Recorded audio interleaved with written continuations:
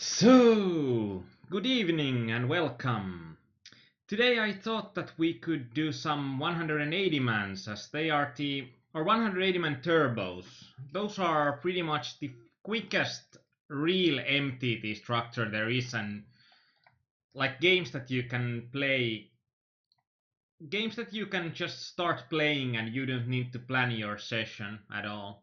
So I'm Aarnimetsa from pokerimania.com, and if you have any questions, I'll watch the Twitch chat and I'll also watch our own chat at the same time.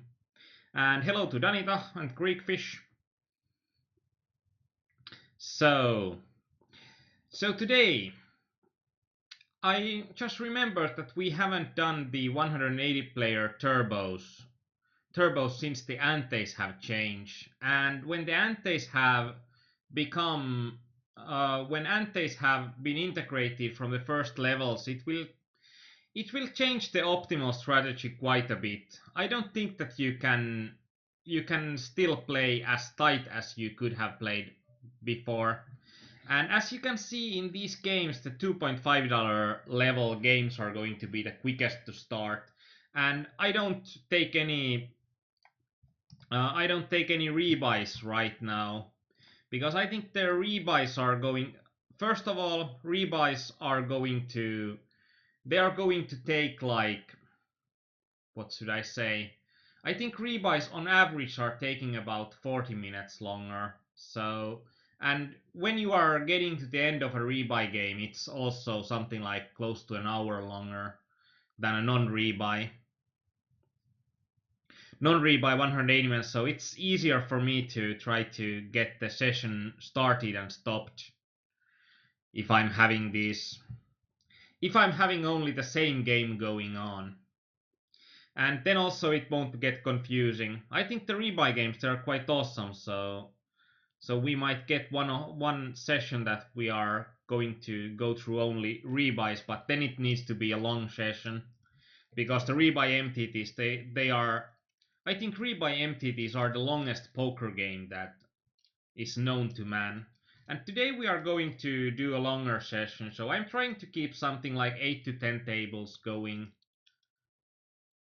I don't yet know that do my general multi-tabling so that I stack on the top left corner, or do I take the tables outside? Might be interesting to see some multi-tabling as well, so if you wanna see multi-tabling that you see all the hands, then I'll keep everything on one screen, and if you wanna concentrate on 4 tables, then I'm using the extra space. In here, I think when we are defending against a solid player, and even though he is a Greek, he's a solid player, I think with Antes we can defend with something like King Queen. If he would have been a really tight player, like not an aggressive reg, then I think that defending with a hand as weak as King Queen off would be a bit suspect, and it would be a bit suspect because against a tighter player we would be dominated so often, and in the best case we would be flipping. And in here there's only one card that basically beats us, and it's the Ace of Spades. Damn, Ace of Spades! Can't even play the Murderhead here. Well, we can't go.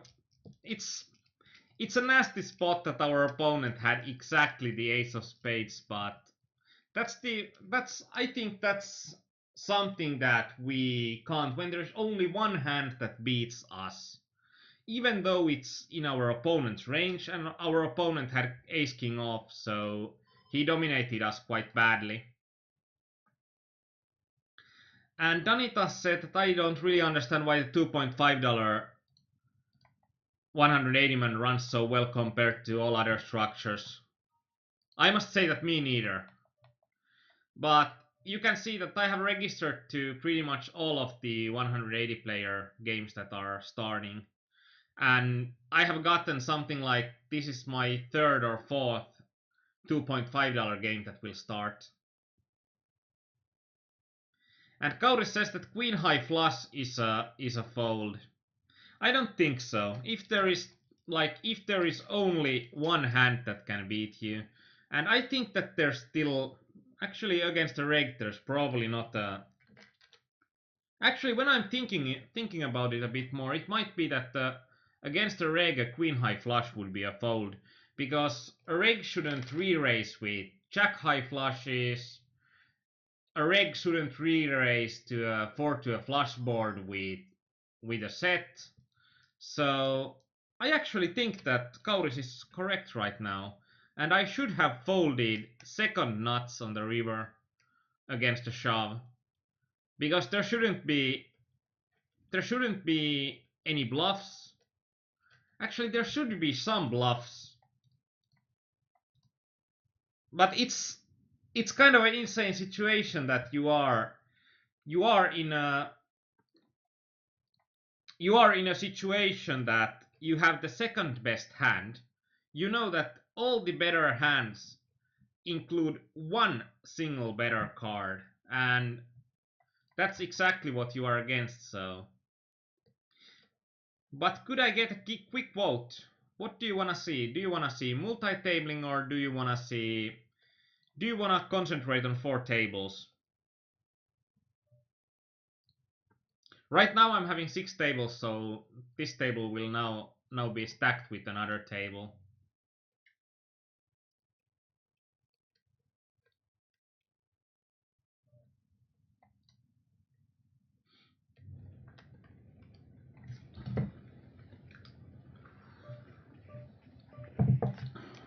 We got a freebie from the big blind, not enough. In here we are in position, but we have so much showdown equity with the pair of sevens and the top middle pair top kicker.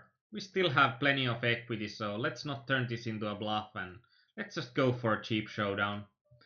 Not a hand that we are solid enough to be betting for value here.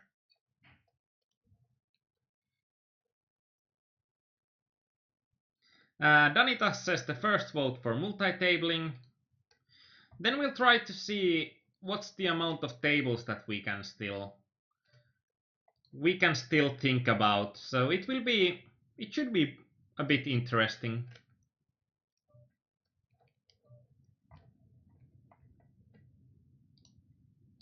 And there's another $2.5 game opening.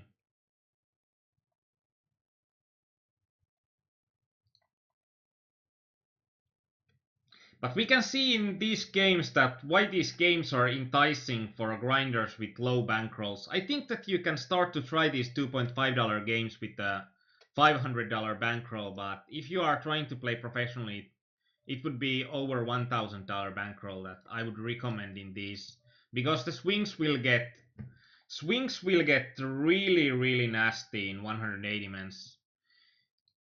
Pretty much that if you play professionally, if you don't have the option to move down, you can go to a 500 buy-in downswing in these games even when you are playing well.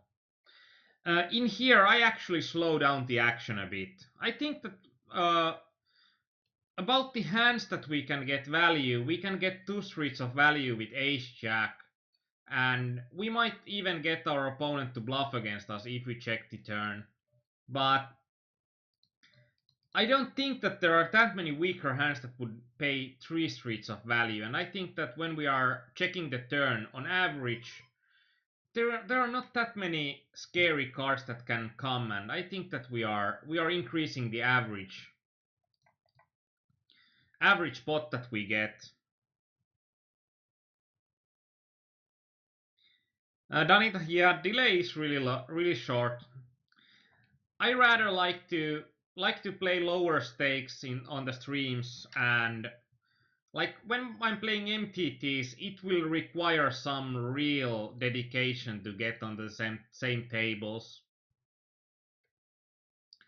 So the delay is about a minute, but it should make the interaction with the chat a bit easier.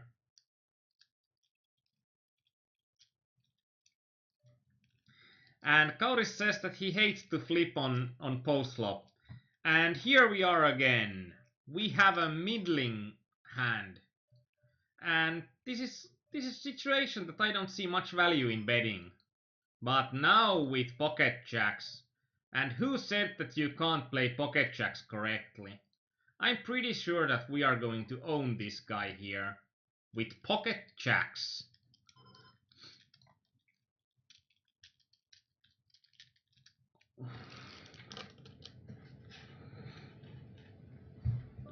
So now I'm having 8 tables going on, and for me this seems to be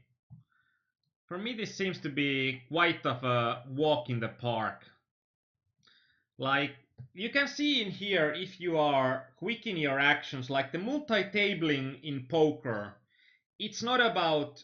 I think that there are people that are having the misconception that good multi-tabling in poker would be someone that can concentrate on multiple things at once. And I think that I'm the antithesis for that. And Deja can confirm I can't do 2 things at once. And if I'm doing only one thing, I can remember stuff for something like 8 seconds, and then it's poof, it's gone. So for multi-tabling, it's, in my opinion, good multi-tabling is about being quick to assess the situation and concentrate on a situation, assess the situation, do the decision, then go to the next table, assess the situation, and do that in a quick loop. In here, I think that opening pretty much any 2 cards would be profitable. And in general, if I don't see that opponents are flatting a ton and making my life hard, then I'm going to open a ton. Even though we are having some showdown equity, I don't believe that my opponent would have an ace here that often when he just calls. And I think that we are going to have a profitable c-bet there. But like Jack Deuce off, there are practically no good cards for us later on that kind of a board. And we don't fold that much. We don't fold that much equity if we are required to fold. But so, like, multi-tabling for me, it's about being laser focused to the one situation, doing a quick analysis, doing the quick decision, and I have pretty much optimized my surroundings for those quick decisions.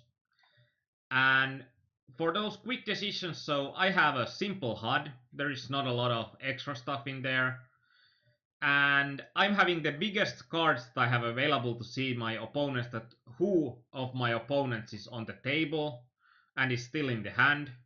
And the color contrasts are really large, so it will be hard for me to not understand that there is a player in hand, because that's one of the key things to get quickly. You'll need to get quickly, is there other players in the pot? From what position they are in the pot? So that's something that I try to, and also I think that this is the table theme that where the stack sizes are written with the largest font. And this might seem that this doesn't make any sense, that like, do fonts matter? Yeah, they do, if you are thinking about, if you are getting the stack size from the whole table, if you're, or on the players that are left, if you're getting the stack sizes read just a small while quicker, it will increase the amount of tables you can play and stress less.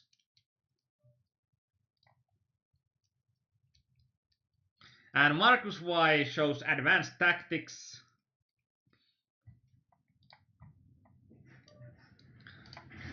Let's see.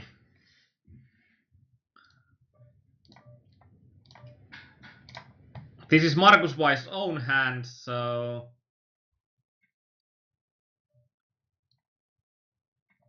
pocket aces, shove, 4-bet shove. I don't actually hate that, because if there is a UTG and UTG plus 1 has 3-betted, I think that both of these guys are going to have solid ranges, or you are quite likely to get calls there from weaker hands. With ace queen off, I think that against UTG the most profitable option would be to just flat call. If I would know that this opponent is a reg, I wouldn't hate even folding ace queen. I think it's still a bit more. I still think it's bit better to flat call than, and I think that it's going to be a mistake to start 3-betting.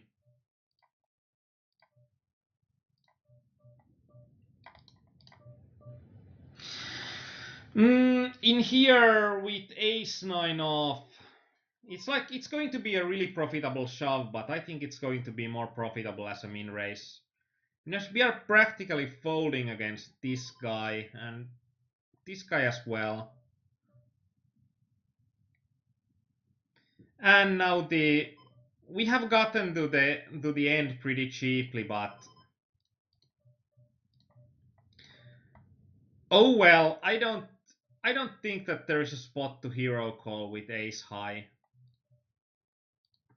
There's still another ace high that we are losing, and that's going to, like most of the general UTG's range, what we are winning is something like king queen suited and ace jack off, and there will be plenty of other hands in the UTG's general range. So with ace queen off, I don't think it's going to be a profitable bluff catch, even though the price would require us to be right even 1 in 3. I just don't think that we are right in 1 in 3.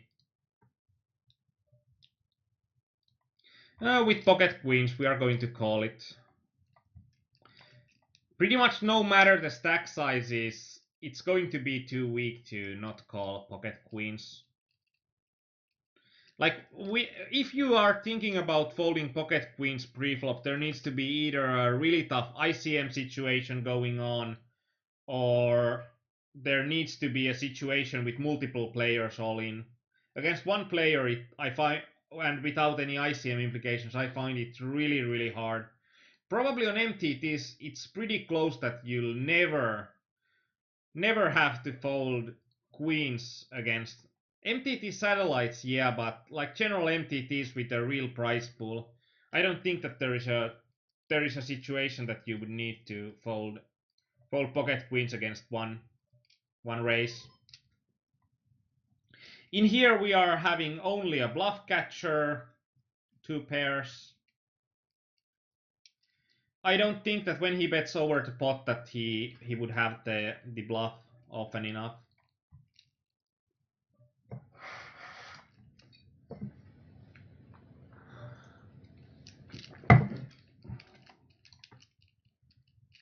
And Danitas said that even if you are over 100 big blinds deep, yeah, I still think that the players are going to be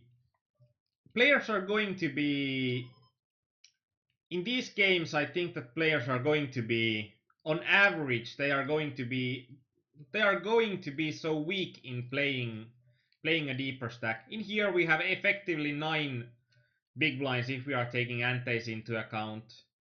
So king jack suited is going to be pretty great hand to go for it. In here, if I would think that I would have fold equity against him, I would go for it. Right now I think that with king 4 off, king 4 suited, I would have flat called pretty instantly, but king 4 off, I think it's not going to flop well enough to start defending there, even with all the antes already in the pot.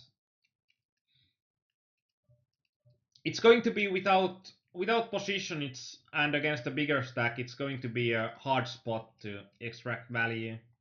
In here, flush draw comes through, we get bet more than a pot, so in here he raised, I called to set mine, and we hit our set. Then we are just trying to think that how are we going to get most out of our set, and usually when there is a better, they wanna bet, so let's have them bet.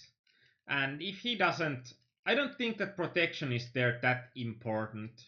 It's rather that we are trying to take as much as we can from our opponent. I think that there are a small raise we can get value from something like In here, king queen suited is going to be solid enough hand to go for it after a shove from. And we got pretty unlucky that there is a dominating hand against us. And Delano NL, good evening.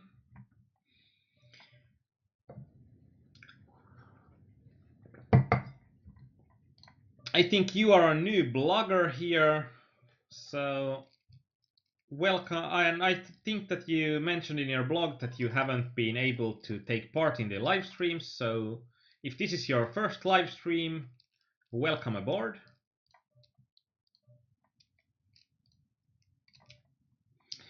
And with Pocket Kings, we are going to take his chips, and we are just going to think that if he's never going to fold, and when he opens from UTG +1, he should never fold. He should never fold against a race, so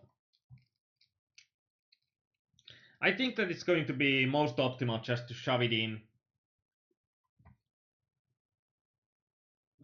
So basically we are always, when we are thinking about the hand, we are thinking about what will increase our equity the most.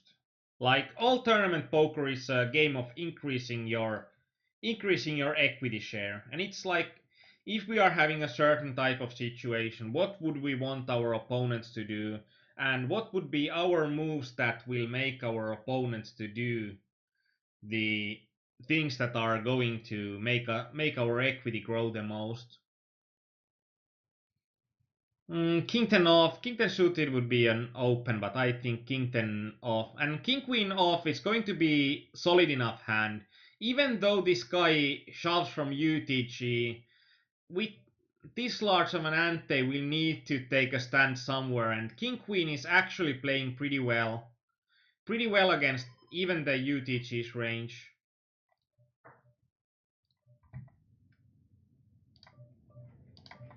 And in general, I start to be min raising pretty quickly.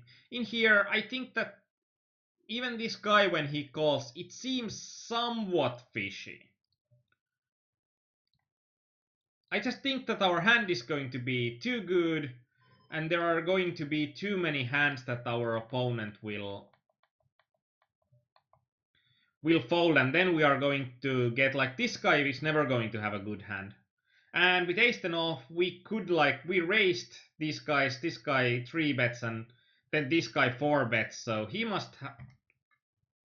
Oh, for the love, that's everything. Holy, like. He limp call raises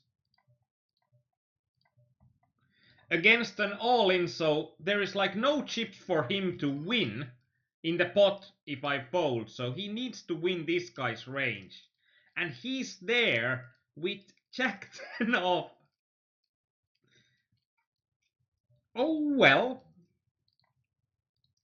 Let's say that this is a guy that we want to play against later on as well. And there are players that are saying like, if I don't know what my opponent's ranges are going to be because they are going to play with such a stupid ranges, I think that it's going to be a pretty bad excuse. Like if you are playing soccer or hockey, you are not going to go like, oh, but the other guys are playing so badly, so I can't beat them.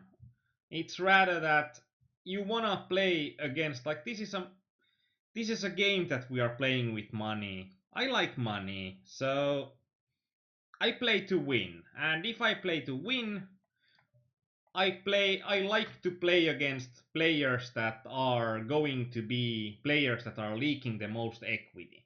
And even if I might have hard time getting my opponent onto a range because his ranges are going to be so wide, I still think it's going to be good to play more pots against this kind of a player because those wide ranges are going to have plenty of leaky hands included. So even though it's going to be harder for me to put him onto a range, I think the value of him having these stupid hands included in his range often enough is going to be more than enough. This pocket nines is actually really, really hard. We'll only need about 40% equity there. And when we are only needing about 40% equity, I think that we are required to take that because there will be hands that we are dominating. Oh, there's the first table that we have lost. And this is actually one good point of playing in stack. It's pretty hard to tilt on what has happened on tables because I didn't see it, so I can't tilt about it. But it requires a lot more activity for post-analysis for your games.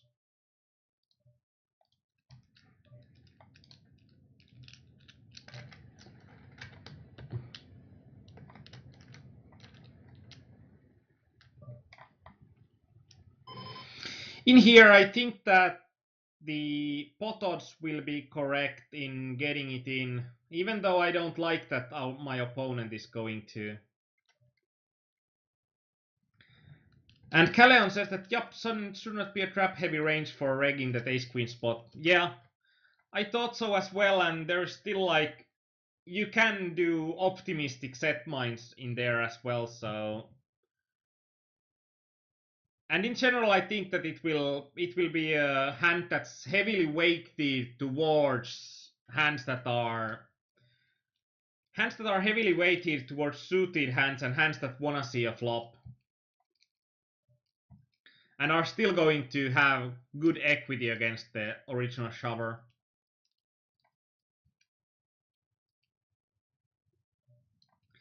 And Caleon says pretty correctly that kind of tricky spot in Jack 8 in upper left. Villain's range is likely 10 or better.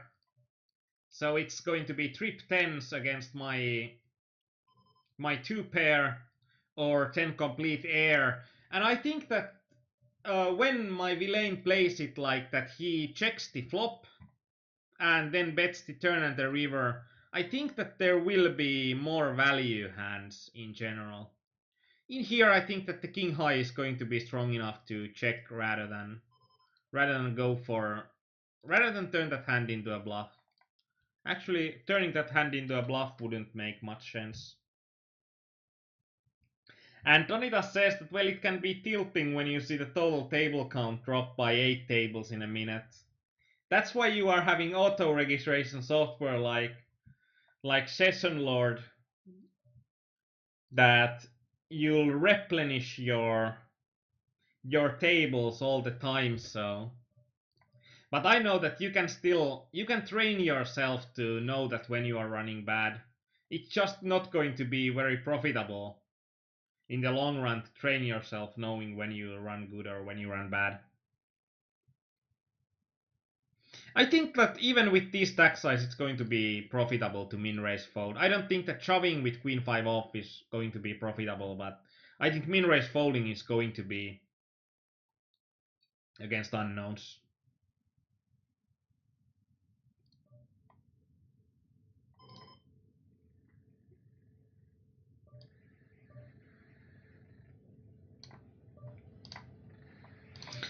And Caleon says that in ace queen spot, I probably would have no 3-bet range really in reg shoes.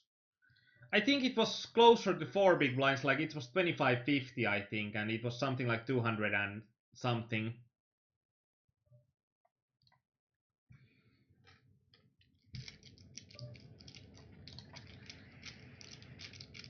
And Delano NL says that king 10 on top right table, do you always open that from hijack with 13 big blinds behind?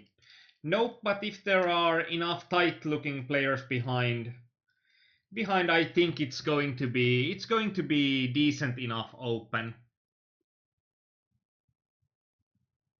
So when we are going to have less or lower stack size, in here actually, if we wouldn't have this guy, I would open even ace deuce off.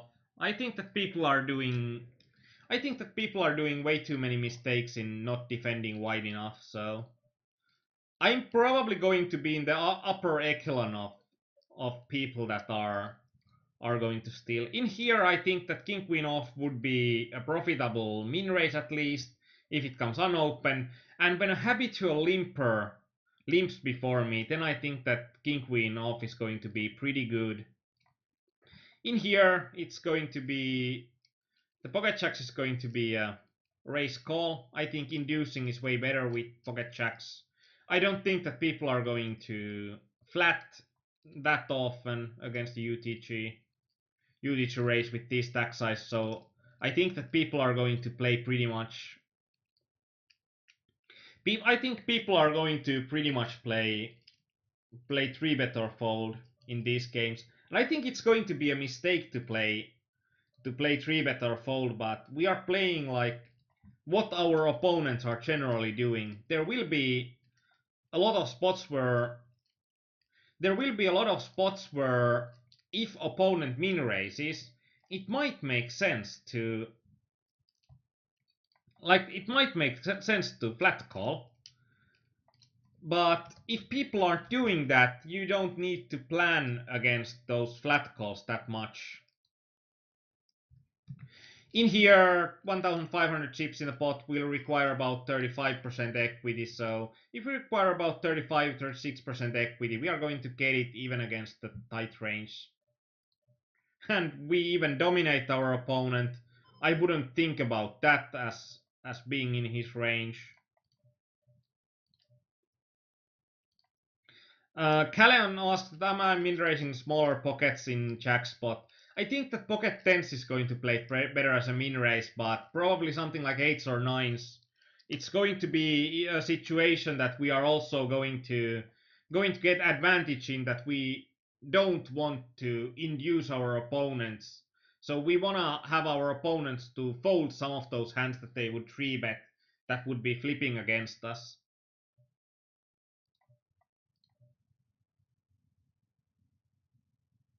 In here, there's a limpy looking player behind me, and I think that in these cases, shoving even with a large stack size is going to be optimal. Even when we are having position, hands like pocket fives, we are going to get into nasty situation with pocket fives.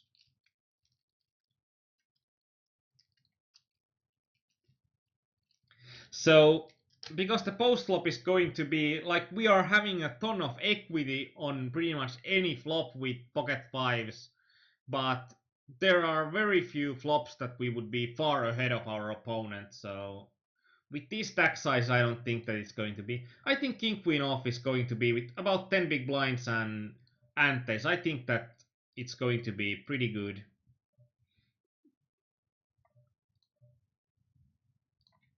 And so now you'll see that when there are going to be hands that are discussed in the top left, like now most of my games are in the top left corner. So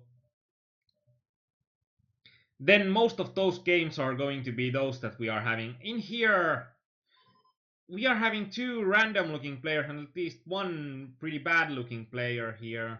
So I'm trying to go for value here. And you can see pretty much that I'm not in a hurry here. And this is 9 tabling, so if you know what you are doing and you don't need to think that much, then you can pretty much handle even larger amounts of tables than you would think if you are if you have your setup correct. In here, pretty much the only hand that I'm scared of will be a random king that would have called my flop bet. I think that he will have enough weaker aces. Oh, he had super nuts. When even nuts aren't enough, so he had a full house there with kings full of jacks.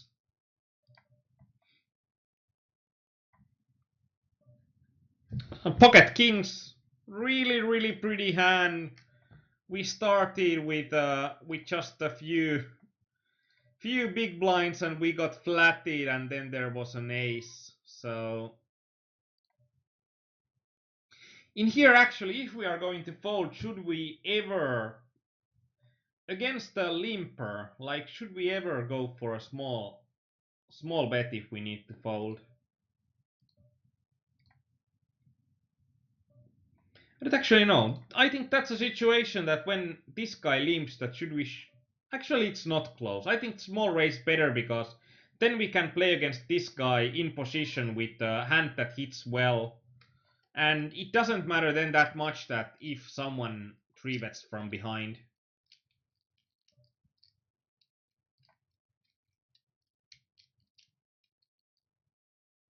And Calleon is usually pretty correct in this, so thanks for writing these comments. In so dry board, I might prefer checking flop in ace 8 off, even versus fishy looking players, but close spot. I thought that when I'm having like two fishy looking players, it's going to be a spot that I'm going to get value from either one of those with something a bit stupid that's going to be, oh, I'm sitting out at one table. So trying to be a bit quicker now. Usually I'm playing with hotkeys, so I'm having something like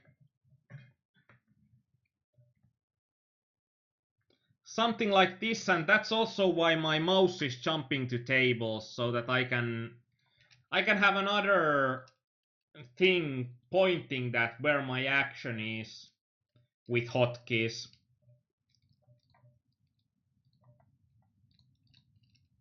I think it also was required with Table Ninja 1 that your mouse moves to the table if you wanted to use hotkeys effectively, so I have a stick with it probably because of that. But I know players that are like Deya is hating it.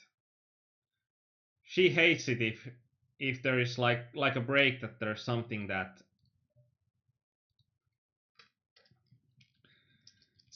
she'll need to be here for a minute or two. When the mouse is like moving all over the place, or if she's having problems with her computer. And Calleon said as long as we don't raise fold ace-10 suited against aggro villains, I think that when we are having something like 22 hands on our opponent, we'll pretty much need to think that the opponent as a random player. Even if he would have had aggro stats, like he would have 30/25 and a huge stack here, then I probably would have called the 3-bet shove, but if the player isn't that much out of line, I don't think that there's a lot that we can do. With 10-7 off, we are hoping to get some additional value here. Like, hit something on the board when it comes to us cheaply. Now there's like, let's get an 8 on the board. That's not a spade, so on those spots that we are not having a value hand, I don't think that there's that much value in turning it into a bluff pre-flop, because you are getting calls so often and you are still having a crappy position, crappy hand, and then you are playing a larger pot than you would want, so.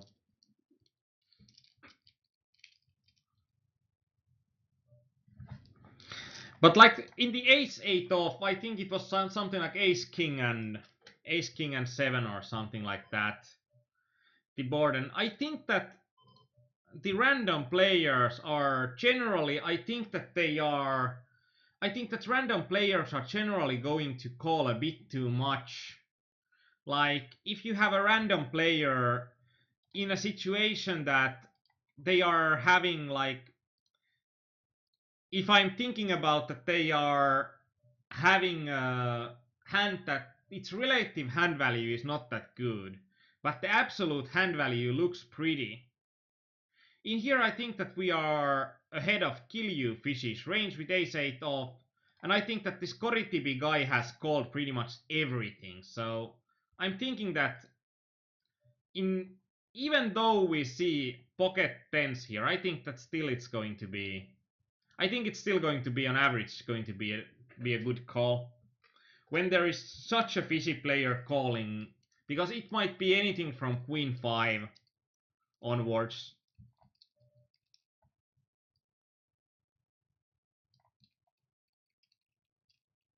In here, 2 overcards and flush draw. Let's just get it in because the pot is going to be huge. And our flush draw is the nut flush draw, so there is practically no way to get screwed in this hand. Even against the set, I don't think that we are getting screwed here that often.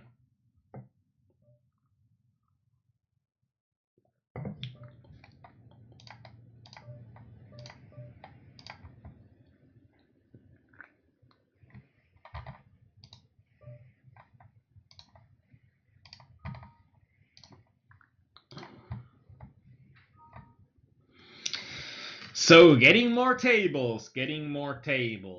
Let's see that where we are going to get next ones. Like if we are having a situation that we are going to have the nut flush draw and 2 overcards, in general I think that even if when we are not certain that we are against a set, like there is 1 raiser and 2 callers, I think that it's going to be profitable to go for it. Go for it when our stack sizes are in the quite low range.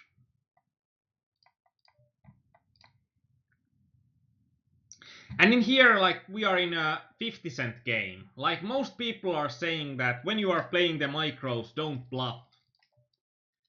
I think that that's something that's bullshit.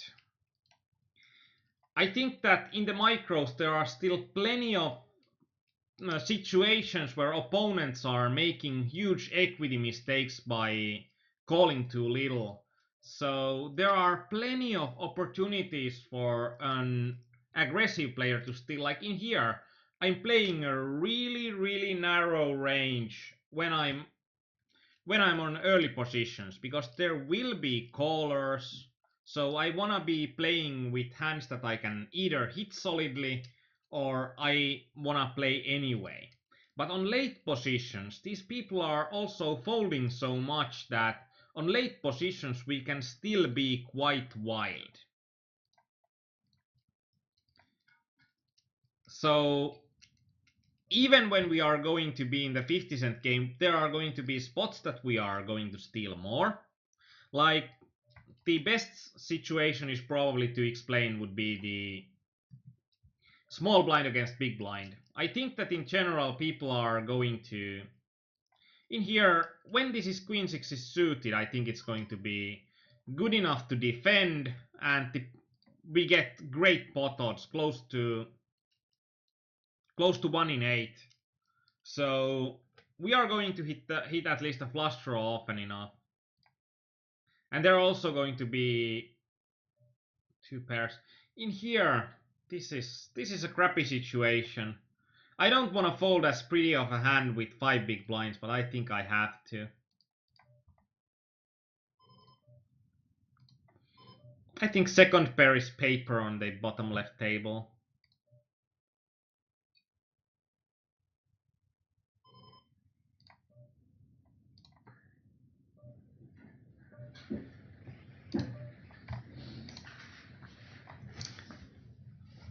And ace jack suited, I would just call to get a better chance of having more players in the pot.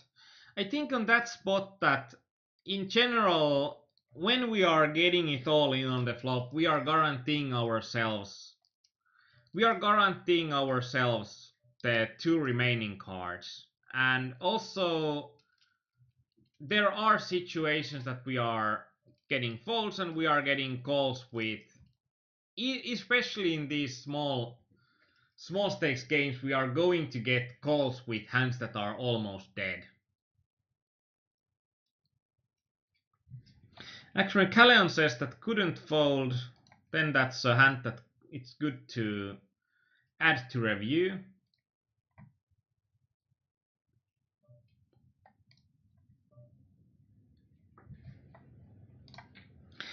In here with such a dry board, and if there is something to hate, it's going to be kings. We are going to still call if he bets. Oh, we split it with queens against queens.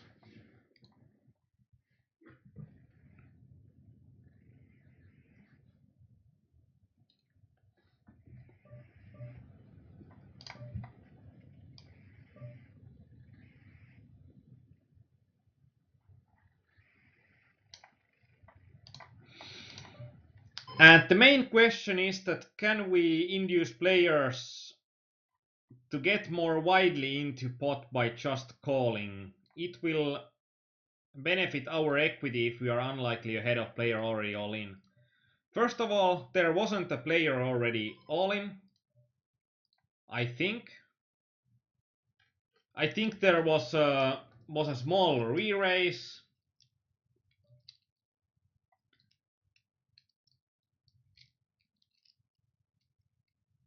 And I think that we are going to get also money in from weaker draws if we are putting it in on the flop. But if we are just calling the about half of our stack, we are going to get into quite a nasty situation on the turn, especially if we don't hit our card. Of course, in there on the turn we could have folded with half of our stack still left because the board paired, and then we'll know that our equity is going to take a dump.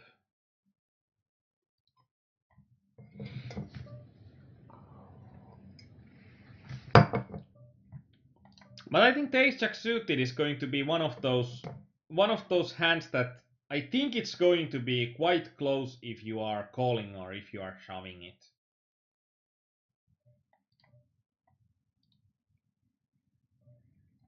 So I don't think that it matters that much to the direction or another. There are merits for both.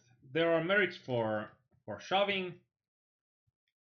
It's then harder for you yourself to make mistakes, but it's also harder for your opponents to make a mistake there.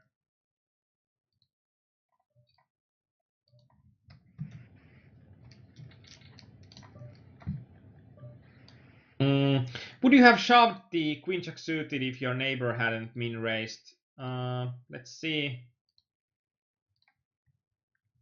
Yeah, for sure. I think that this guy's limp doesn't matter that much to us. I think it's only going to be dead money in the pot most of the time.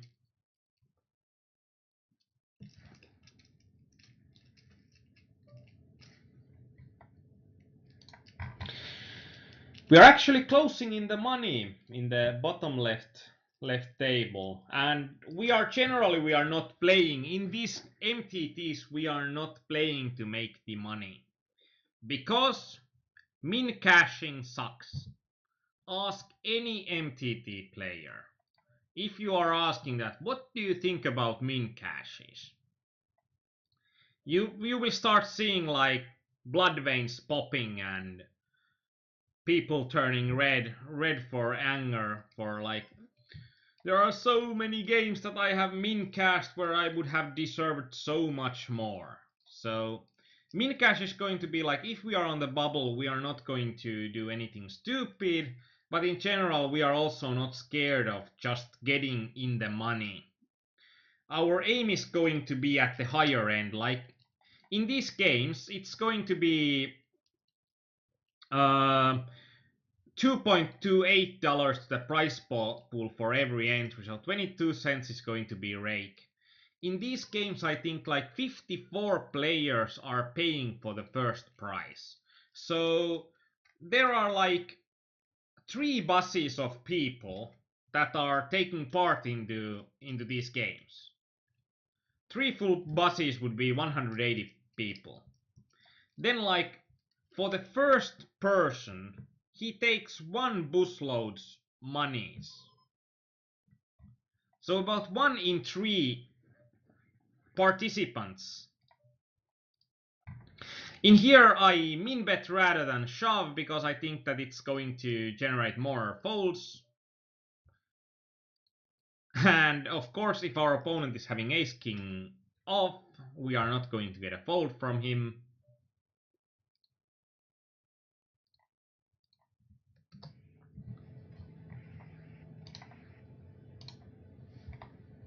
And this is actually something that you'll pretty much notice, that we are having like, there is a constant cycle of games going on.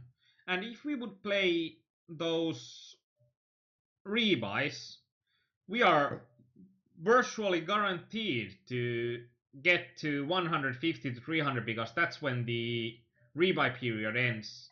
And a good player will always take all the rebuys he can and take the add-on if it's with a discount. So in general, as long as the rebuys aren't raked, the knowing player will take all the rebuys they can. So a knowing player, or I don't know what would be a good, an informed player would take all the rebuys he could and would always get into the add-on period. Actually, I'm going to unregister to the one, so now that we are going to the break, we are going with just 9 tables, and that's just because I don't want to have hands going through. And now I don't think that there's a situation that we are. I don't think that our situation is such that we need all the tables we can get.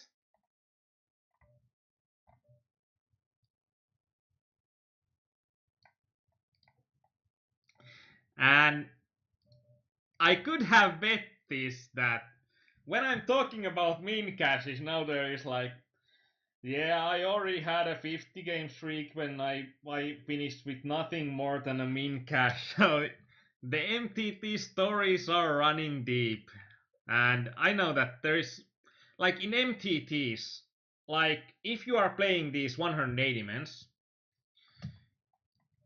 I think that you can go with 100 games and you can lose something like, let's say, 90 buy-ins. So you can, for 100 games, you can have a minus 90% ROI if you are just hitting min caches for 100 games.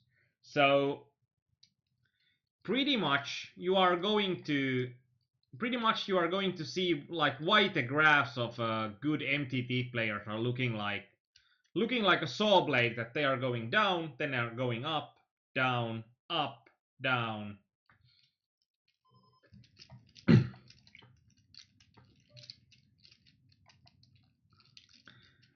In here, I think that like our only option to get this spot would be to bluff, but I don't think that we are going to get it often enough with any decent sizing, so just have to check it. And with MTTs, one thing that you'll need to do is to utilize your breaks. So we will be back in 5 minutes.